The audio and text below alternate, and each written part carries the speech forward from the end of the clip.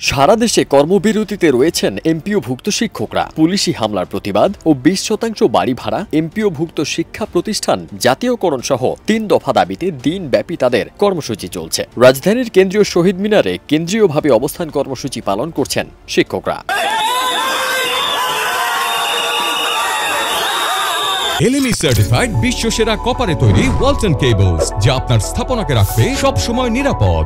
12 October বিকেলে জাতীয় press ক্লাবের সামনে বিক্ষোভ চলাকালে পুলিশের লাঠিচার্জ, জলকামান ও সাউন্ড গ্রেনেড নিক্ষেপের ঘটনায় উত্তেজনা ছড়িয়ে পড়ে। এরপর আন্দোলনরত শিক্ষকরা শহীদ মিনারে রাতভর অবস্থান করেন। 13 অক্টোবর সকাল থেকেই ব্যানার, ফেস্টুন ও স্লোগানে মুখর শহীদ মিনার এলাকা। সারা দেশের জেলাগুলো থেকে অসংখ্য শিক্ষক এই কর্মসূচিতে যোগ দিয়েছেন।